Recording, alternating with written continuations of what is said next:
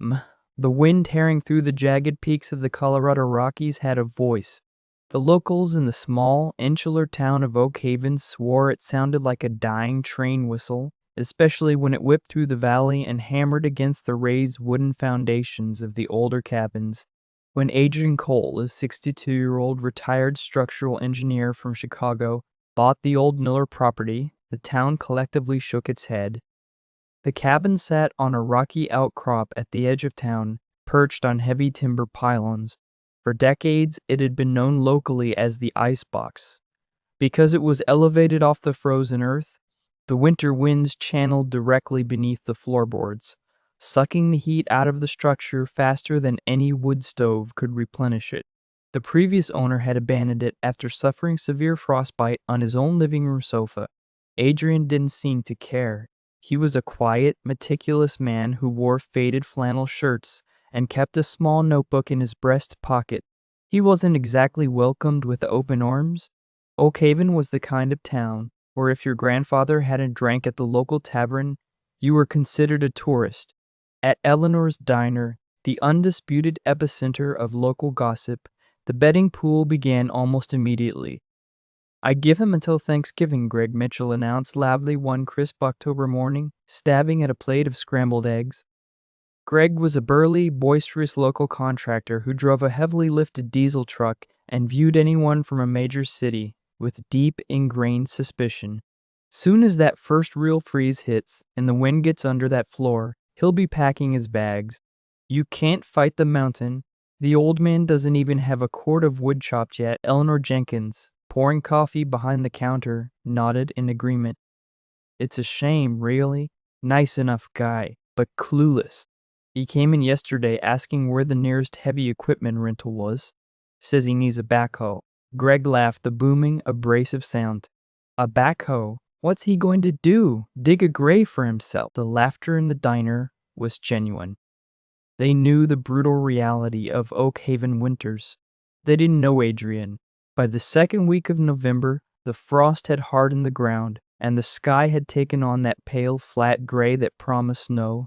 True to his word, Adrian had rented a small backhoe.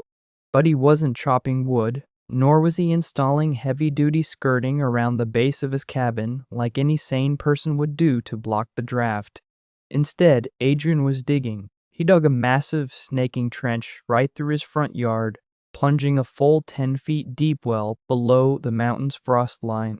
Then, he made a trip to Tom Bradley's hardware store. "I need your entire stock of 24-inch corrugated drainage pipe," Adrian told Tom, tapping his pen against his little notebook. "Amarin-grade silicone. A lot of it." Tom raised an eyebrow, ringing up the bizarre order. "Adrian, you fixing a flooded basement? Because you don't have a basement." "But in Tom—" "No," Adrian replied softly, "paying in cash. I'm building a thermal barrier." Over the next week, the town watched in a state of bemused bewilderment as Adrian laid nearly 200 feet of thick, black plastic piping into the deep earth. He looped it back and forth in the trench, sealing the joints meticulously. One end of the pipe protruded from the ground about 50 feet from the cabin, topped with a bizarre, hooded air intake valve. The other end routed directly underneath the center of his cabin, snaking up between the pylons and connecting to a wide, custom-built wooden plenum shallow box that spanned the entire underside of the floorboards. When Greg Mitchell drove past in his diesel truck, he couldn't resist pulling over. "Hey, Chicago!"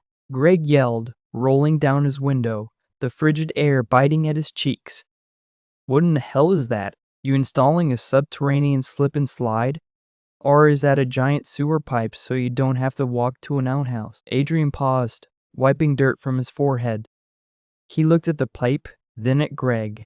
"It's an earth tube heat exchanger, Mr.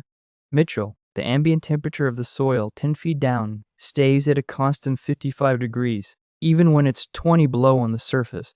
By drawing fresh air through the pipe, the earth warms it. Then, a low-voltage fan pushes that 55-degree air into a sealed chamber right against my floorboards." Greg stared at him for a long moment before bursting into laughter. "You think some dirty plastic tube is going to keep the icebox warm? You're blocking the cold air with a pipe? Buddy, when the January gales hit, your little science project is going to shatter into a million pieces. You better buy some thick sock. Greg sped off, leaving a cloud of black exhaust. By evening, the entire town had heard the story of the Chicago pipe. It became a running joke. People would walk into the hardware store and ask Tom if he had any magic heating tubes. Adrian became the town eccentric, the foolish city boy trying to outsmart nature with PVC. Adrian simply filled in his trench, packed the dirt tight, and waited. The laughter stopped on January 14th. The National Weather Service called it a once-in-a-generation meteorological anomaly. The locals would forever remember it as the White Death. A massive low-pressure system stalled over the Rockies, colliding with an Arctic front. The temperature plummeted to 32 degrees below zero. The wind howled 80 miles per hour, carrying blinding horizontal snow that buried cars within hours. At 2 a.m. on the second day of the blizzard, the Oak Haven power grid catastrophically failed. 3 main transformers blew. The lines snapped under the weight of the ice, and the entire valley plunged into pitch blackness. Inside Greg Mitchell's sprawling modern log home, panic set in quickly. He had a backup generator, of course, but the diesel fuel in the outdoor tank had gelled in the extreme cold. The engine sputtered, coughed, and died. Without power, his expensive forced air furnace was useless. Within 4 hours, the temperature inside Greg's house dropped to freezing. The water pipes in the kitchen burst, sending a spray of water across the hardwood that instantly turned to ice. Greg's wife, Joanne, huddled under 4 layers of blankets with her 7-year-old daughter, Lily, who was beginning to cough a deep, rattling sound. "We can't stay here," Joanne whispered, her breath pluming in the dark living room.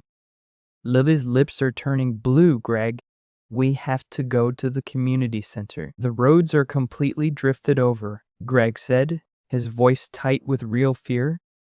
"We'd freeze to death before we walked halfway there. The nearest place is..." He stopped, looking out a frosted, iced-over window toward the edge of town. The nearest place was Adrian Cole's cabin. The icebox. Greg felt a knot of dread in his stomach. If his heavily insulated home was freezing, Adrian's elevated cabin, exposed to the howling wind beneath its floorboards, had to be a tomb. The old man was probably already dead. "Wrap her up," Greg commanded, grabbing his heaviest parka and a battery-powered lantern. "We're going to Adrian's. Even if the house is freezing, it's closer. Maybe he has a wood stove we can huddle around." The trek was a nightmare. It was only 300 yards, but fighting through waist-deep snowdrifts and hurricane-force winds took them nearly 40 minutes. Greg carried Lily, his muscles screaming, while Joanne clung to the back of his coat. They were completely numb, operating on pure adrenaline, when the silhouette of the old Miller property finally loomed through the whiteout. There was no smoke coming from the chimney. The house was completely dark. "Oh God," Joanne cried out over the wind. "He's dead, Greg. There's no fire." Greg pushed forward, dread heavy in his chest. But as they fought their way to the front porch, Greg noticed something impossible. The snow. It wasn't drifting against the base of the cabin. In fact, directly beneath the floorboards, between the heavy wooden pylons, there was a patch of exposed, dry dirt. It was as if an invisible force field was pushing the blizzard away from the underside of the house. He stumped up the wooden stairs and pounded heavily on the front door. Adrian, it's Greg Mitchell. Please." A moment later, the deadbolt clicked. The door swung open. Greg braced himself for the blast of sub-zero air from inside. Instead, a wave of astonishing, glorious heat washed over his frozen face. It wasn't just warm, it was comfortably, incredibly balmy. Adrian stood there holding a small LED flashlight, wearing a light sweater and corduroy pants. He looked perfectly comfortable. "Greg, Joanne, good heavens, come in quickly." Greg stumbled inside, dropping his lantern, his jaw slack. He looked around. There was no roaring fire. There was no massive generator thumping away. There was just the quiet, steady hum of something mechanical beneath their feet. The cabin was hovering around 68 degrees. "Put the little one on the sofa," Adrian instructed, already moving toward a small camping stove on the kitchen counter where a pot of water was simmering.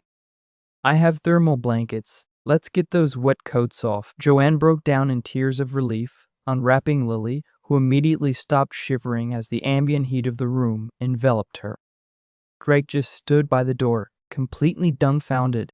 He dropped to his knees and pressed his bare, freezing hand against the wooden floorboards. They were warm to the touch. "How?" Greg whispered, his voice cracking. He looked up at the retired engineer. "How is this possible? The power is out? It's -30 out there. The wind is hitting the bottom of this cabin at 80 miles an hour." Adrian handed Joanne a mug of hot tea and then looked down at Greg, a gentle, completely unpretentious smile on his face. "The pipe," Adrian said simply. He walked over to a small closet and opened the door, shining his flashlight inside. Sitting on the floor was a 12-volt marine battery, the kind used for small boats. It was hooked up to an inline duct fan. "The earth tube system," Adrian explained, his voice calm. "The ground 10 feet down is still 55 degrees. When the storm hit, I turned on this little low-wattage fan. It draws the air through the 200 feet of buried pipe. By the time the air reaches the cabin, the earth has warmed it to 55 degrees." Greg stared at the tiny fan. "But 55 degrees isn't 68. "No, it isn't," Adrian agreed. "But that fan pushes the 55-degree air into the sealed wooden box I built right against the bottom of the floorboards. It pressurizes the space. The howling wind outside, that 30 below zero draft, it can't penetrate the floor because there is a physical barrier of pressurized 55-degree air blocking it. The cold just slides right off it. My floor became a thermal mass." Adrian pointed to a small heavy-duty kerosene heater sitting quietly in the corner. "Because the floor isn't voiding heat into the wind. All I need to warm the actual living space is that little heater on its lowest setting. Without the pipe, that heater wouldn't raise the temperature in here by 5 degrees. With it, we're toasty." Greg sat heavily on a dining chair, burying his face in his hands. The realization of what he was sitting on, the brilliant, low-tech, highly efficient engineering he had mocked relentlessly in front of the whole town, crashed over him. The Chicago pipe hadn't just worked. It had turned the most vulnerable house in the county into a fortress against the storm. "Adrian," Greg said, his voice thick with emotion and deep, burning shame. I am so sorry. I talked so much garbage about you. I called you a fool, and right now my expensive house is an icebox, and you just saved my daughter's life." Adrian waved a hand dismissively, sitting down across from them. "Greg, people fear what they don't understand, and they laugh at what looks different. It's human nature. But physics doesn't care about gossip, and neither do I. What matters is that you're safe." By morning, the storm broke, leaving behind a frozen, paralyzed town. But the power remained out for another 5 days. Word eventually spread through the emergency radios. When Tom Bradley, Eleanor Jenkins, and a half-dozen other freezing locals finally dug their way out and trudged toward the community center, Greg flagged them down from Adrian's porch. "Forget the center," Greg yelled over the snowbanks. "Bring your sleeping bags up here. It's warm." For the next 4 days, Adrian Cole's icebox became the sanctuary for 12 of Oak Haven's most prominent citizens. They slept on the floor, cooked canned soup over the camping stove, and marveled at the steady, impossible warmth radiating from the floorboards beneath them. They listened to the tiny hum of the 12-volt fan, entirely powered by a small solar panel. Adrian would brush the snow off of each morning. No one laughed. The silence of their awe was louder than the howling wind had ever been. When the power company finally restored the grid the following Tuesday, the town of Oak Haven was fundamentally changed. The frost thawed, but the respect remained. Adrian never brought up the jokes or the mockery. He went back to his quiet life, drinking coffee at Eleanor's diner, writing in his little notebook.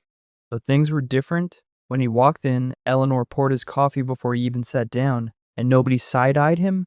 The following spring, as the ground thawed and the snowmelt rushed through the valley, the heavy machinery returned to Oakhaven.